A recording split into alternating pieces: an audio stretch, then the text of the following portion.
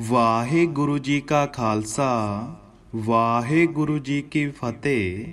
ਅੱਜ ਆਪਾਂ ਗੱਲ ਕਰਾਂਗੇ ਨਾਸਾ ਦੇ ਵਿਗਿਆਨੀਆਂ ਬਾਰੇ ਜਿਨ੍ਹਾਂ ਨਾਲ ਹਜ਼ੂਰ ਸਾਹਿਬ ਹੋਇਆ ਵੱਡਾ ਚਮਤਕਾਰ।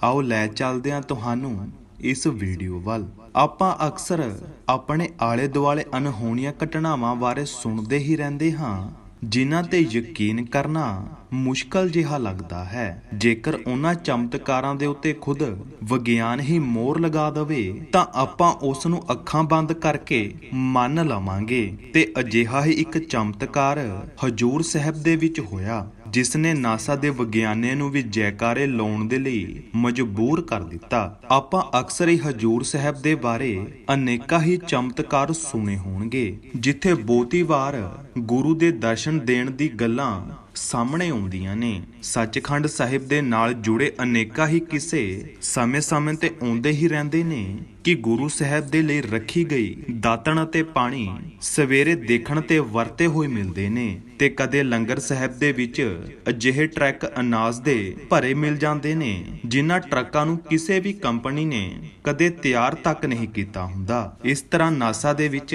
ਕੰਮ ਕਰਨ ਵਾਲੇ ਦੋ ਵਿਗਿਆਨੀ ਅਜਿਹੀ ਖਬਰਾਂ ਤੇ ਨਜ਼ਰ ਰੱਖੀ ਬੈਠੇ ਸੀ। ਉਹਨਾਂ ਦੋਨਾਂ ਵਿਗਿਆਨੀਆਂ ਨੇ ਇੱਕ ਭਾਰਤੀ ਵਿਗਿਆਨੀ ਨੂੰ ਨਾਲ ਲੈ ਕੇ ਹਜ਼ੂਰ ਸਾਹਿਬ ਜਾ ਕੇ ਇਹਨਾਂ ਗੱਲਾਂ ਦੇ ਬਾਰੇ ਪਤਾ ਕਰਨ ਦੀ ਕੋਸ਼ਿਸ਼ ਕੀਤੀ। ਇਸ ਦੁਨੀਆ ਦੇ ਬ੍ਰਹਿਮੰਡ ਦੇ ਚਮਤਕਾਰ ਬਾਰੇ ਪਤਾ ਕਰਨ ਵਾਸਤੇ ਉਹ ਵਿਗਿਆਨੀ ਜਿਨ੍ਹਾਂ ਦਾ ਨਾਮ ਮਾਰਕ ਵਿਨ ਅਤੇ ਕੋਹਲੀ ਹੈ ਤੇ ਤੀਸਰਾ ਭਾਰਤੀ ਵਿਗਿਆਨੀ ਰਾਮ ਮਿਹਰ ਦੇ ਨਾਲ ਹਜ਼ੂਰ ਸਾਹਿਬ ਪਹੁੰਚੇ। ਇੱਥੇ ਪਹੁੰਚ ਕੇ ਉਹਨਾਂ ਨੇ ਹਜ਼ੂਰ ਸਾਹਿਬ ਸੱਚਖੰਡ ਦੇ ਦੁਆਲੇ ਬਣੀਆਂ ਸਵਾਰਾਂ ਦੇ ਵਿੱਚ ਇੱਕ ਕਮਰਾ ਲਿਆ ਤੇ 2-3 ਦਿਨ ਉੱਥੇ ਹੀ ਰੁਕੇ। ਹਜ਼ੂਰ ਸਾਹਿਬ ਦੇ ਹਰੇਕ ਇਲਾਕੇ ਨੂੰ ਦੇਖਿਆ ਤੇ ਉਸ ਦੇ ਬਾਰੇ ਜਾਣਕਾਰੀ ਪ੍ਰਾਪਤ ਕੀਤੀ। ਇੱਥੋਂ ਤੱਕ ਕਿ ਉਹ ਅੰਮ੍ਰਿਤ ਵੇਲੇ ਗਾਗਰ ਦੀ ਸੇਵਾ ਦੇ ਵਿੱਚ ਵੀ ਸ਼ਾਮਲ ਹੋਏ ਤੇ ਉਸ ਅੱਖਾਂ ਤੋਂ ਹੀਣੇ ਕਰ ਬਾਰੇ ਵੀ ਸਭ ਕੁਝ ਦੇਖਿਆ। ਪਰ ਉਹਨਾਂ ਨੂੰ ਕਾਫੀ ਦਿਨਾਂ ਦੀ ਖੋਜ ਕਰਨ ਤੋਂ ਬਾਅਦ ਵੀ ਕੁਝ ਨਹੀਂ ਮਿਲਿਆ। ਜਿਹੋ ਜਿਹਾ ਉਹ ਚਾਹ ਰਹੇ ਸੀ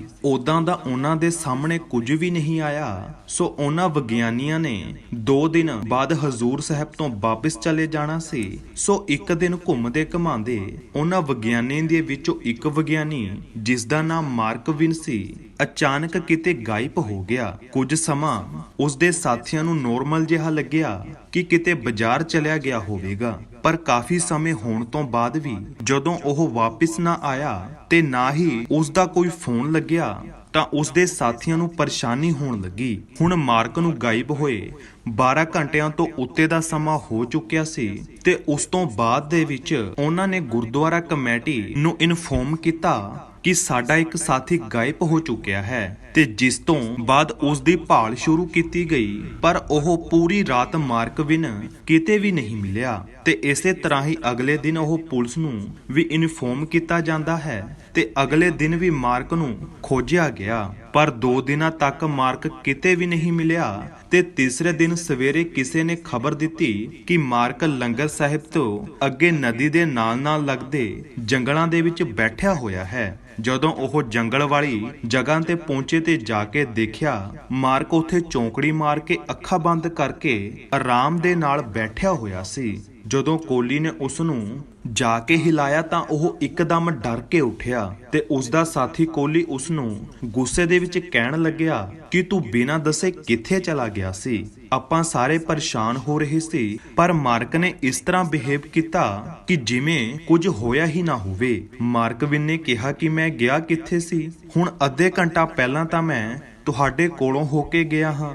ਕੋਹਲੀ ਨੇ ਕਿਹਾ ਕਿ ਮਾਰਕ ਤੂੰ ਪਿਛਲੇ 2 ਦਿਨਾਂ ਤੋਂ ਗਾਇਬ ਹੈ ਅਤੇ ਤੇਰੀ ਭਾਲ ਚੱਲ ਰਹੀ ਸੀ। ਉਸ ਦੀ ਇਹ ਗੱਲ ਸੁਣ ਕੇ ਮਾਰਕ ਬਹੁਤ ਹੈਰਾਨ ਹੋਇਆ ਤੇ ਕਹਿਣ ਲੱਗਿਆ ਕਿ ਇੰਜ ਕਿਵੇਂ ਹੋ ਸਕਦਾ ਹੈ? ਪਿਛਲੇ 2 ਦਿਨਾਂ ਤੋਂ ਮੈਂ ਇਸ ਜੰਗਲ ਦੇ ਵਿੱਚ ਬੈਠਾ ਹਾਂ, ਇਹ ਕਿਵੇਂ ਹੋ ਸਕਦਾ ਹੈ? ਰਾਮ ਮਿਹਰ ਨੇ ਪੁੱਛਿਆ ਕਿ ਤੁਸੀਂ ਐਵੇਂ ਜੰਗਲਾਂ ਦੇ ਵਿੱਚ ਕਿਵੇਂ ਪਹੁੰਚੇ? ਮਾਰਕ ਨੇ ਦੱਸਿਆ ਕਿ ਮੈਂ ਬਾਜ਼ਾਰ ਦੇ ਵਿੱਚ ਕੁਝ ਖਰੀਦਣ ਦੇ ਲਈ ਆਇਆ ਸੀ ਤੇ ਇੱਕ ਆਦਮੀ ਦੇ ਕੋਲੋਂ ਮੈਂ ਇੱਥੇ ਦੇ ਕੋਤਕਾਂ ਬਾਰੇ ਪੁੱਛਗਿੱਛ ਕਰਨ ਲੱਗਿਆ ਤੇ ਉਸ ਆਦਮੀ ਨੇ ਮੈਨੂੰ ਇੱਕ ਕਮਰੇ ਦੇ ਵੱਲ ਇਸ਼ਾਰਾ ਕਰਕੇ ਭੇਜ ਦਿੱਤਾ। ਜਦੋਂ ਮੈਂ ਉਸ ਕਮਰੇ ਦੇ ਵਿੱਚ ਗਿਆ ਤੇ ਕਮਰਾ ਖੋਲਦੇ ਸਾਰ ਹੀ ਇੱਕ ਰੋਸ਼ਨੀ ਨੇ ਮੈਨੂੰ ਅੰਨਾ ਜਿਹਾ ਕਰ ਦਿੱਤਾ ਤੇ ਜਦੋਂ ਮੈਂ ਉਸ ਕਮਰੇ ਦੇ ਵਿੱਚ ਵੜਿਆ ਤੇ ਸਾਰੇ ਪਾਸੇ ਸੋਨਾ ਹੀ ਸੋਨਾ ਹੌਲੀ ਹੌਲੀ ਜਿਵੇਂ ਜਿਵੇਂ ਮੈਂ ਉਸ ਕਮਰੇ ਦੀ ਗਹਿਰਾਈ ਦੇ ਵਿੱਚ ਜਾਂਦਾ ਰਿਹਾ ਤਾਂ ਮੈਂ ਉੱਥੇ ਜਾ ਕੇ ਮੈਨੂੰ ਬਹੁਤ ਵੱਡਾ ਸ੍ਰੀ ਗੁਰੂ ਗ੍ਰੰਥ ਸਾਹਿਬ ਮਹਾਰਾਜ ਜੀ ਦਾ ਪ੍ਰਕਾਸ਼ ਮਿਲਿਆ। ਮਾਰਕ ਨੇ ਕਿਹਾ ਕਿ ਜਿਨ੍ਹਾਂ ਗੁਰਦੁਆਰੇ ਸਾਹਿਬ ਦੇ ਵਿੱਚ ਸ੍ਰੀ ਗੁਰੂ ਗ੍ਰੰਥ ਸਾਹਿਬ ਮਹਾਰਾਜ ਜੀ ਦਾ ਪ੍ਰਕਾਸ਼ ਹੈ, ਉਸ ਤੋਂ ਵੀ ਵੱਡਾ ਪ੍ਰਕਾਸ਼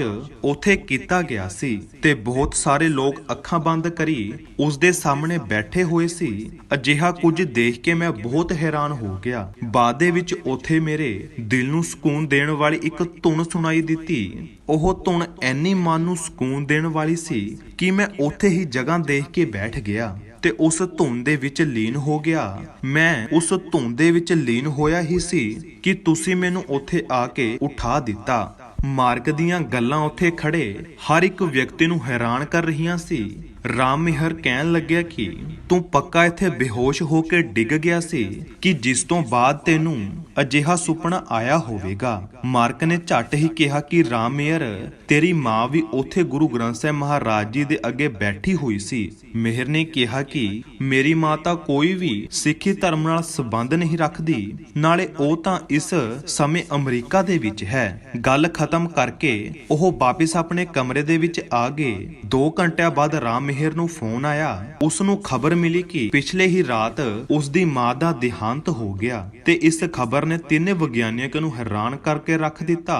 ਹੁਣ ਤੱਕ ਉਹ ਤਿੰਨੋਂ ਵਿਗਿਆਨਿਕ ਬਹੁਤ ਕੁਝ ਸਮਝ ਚੁੱਕੇ ਸੀ। ਅਗਲੇ ਦਿਨ ਹੀ ਉਹ ਵਾਪਿਸ ਆ ਗਏ ਤੇ ਆਖਿਰ ਹਜੂਰ ਸਾਹਿਬ ਦੇ ਚਮਤਕਾਰਾਂ ਨੂੰ ਨਾ ਚਾਹੁੰਦੇ ਹੋਏ ਵੀ ਮੰਨਣਾ ਪਿਆ। ਹੁਣ ਉਹਨਾਂ ਤਿੰਨੋਂ ਵਿਗਿਆਨੀਆਂ ਨੇ ਗੁਰੂ ਗ੍ਰੰਥ ਸਾਹਿਬ ਜੀ ਦਾ ਅਭਿਆਸ ਕਰਨਾ ਸ਼ੁਰੂ ਕਰ ਦਿੱਤਾ। ਮਾਰਕ ਵਿਨ ਦਾ ਕਹਿਣਾ ਹੈ ਕਿ ਹਲੇ ਤੱਕ ਮੈਂ ਸਿਰਫ ਗੁਰੂ ਗ੍ਰੰਥ ਸਾਹਿਬ ਮਹਾਰਾਜ ਜੀ ਦੇ 30 ਅੰਗਾਂ ਦਾ ਅਭਿਆਸ ਕੀਤਾ ਹੈ ਤੇ ਮੈਂ ਇਸ ਨਤੀਜੇ ਤੇ ਪਹੁੰਚਿਆ ਹਾਂ ਕਿ ਜੋ ਕੁਝ ਵੀ ਹੋ ਰਿਹਾ ਹੈ ਉਹ ਵਾਹਿਗੁਰੂ ਨਾਮ ਧੁਨ ਹੀ ਹੈ। ਉਹੀ ਸੱਚ ਹੈ ਤੇ ਉਹੀ ਚਮਤਕਾਰ ਹੈ ਤੇ ਉਸ ਦੇ ਵਿੱਚ ਹੀ ਸਾਰੀ ਸਾਇੰਸ ਛੁਪੀ ਹੋਈ ਹੈ। ਉਸ ਦਿਨ ਜੋ ਹਜੂਰ ਸਾਹਿਬ ਦੇ ਵਿੱਚ ਹੋਇਆ ਉਹ ਕੋਈ ਸੁਪਨਾ ਨਹੀਂ ਸੀ ਤੇ ਨਾ ਹੀ ਕੋਈ ਚਮਤਕਾਰ। ਸਿਰਫ ਪਰਮਾਤਮਾ ਨੇ ਮੈਨੂੰ ਮੇਰਾ ਅੰਦਰ ਦਿਖਾਇਆ ਸੀ, ਜੋ ਕਿ ਅੰਦਰ ਦੀ ਧੁਨ ਸਾਨੂੰ ਪਰਮਾਤਮਾ ਦੇ ਨਾਲ ਮਿਲਾਉਂਦੀ ਹੈ। ਪਰਮਾਤਮਾ ਤੇ ਚਮਤਕਾਰ ਬਾਹਰ ਨਹੀਂ ਸਗੋਂ ਸਾਡੇ ਹੀ ਅੰਦਰ ਨੇ। ਗੁਰੂ ਸਾਹਿਬ ਨੇ ਸਾਨੂੰ ਉਸ ਦਿਨ ਉਹ ਦਿਖਾਇਆ ਸੀ। ਇਸ ਤਰ੍ਹਾਂ ਦੀ ਵੀਡੀਓ ਦੇਖਣ ਦੇ ਲਈ ਸਾਡੇ ਚੈਨਲ ਨੂੰ ਸਬਸਕ੍ਰਾਈਬ ਕਰ ਲਵੋ ਤੇ ਵੀਡੀਓ ਨੂੰ ਵੱਧ ਤੋਂ ਵੱਧ ਸ਼ੇਅਰ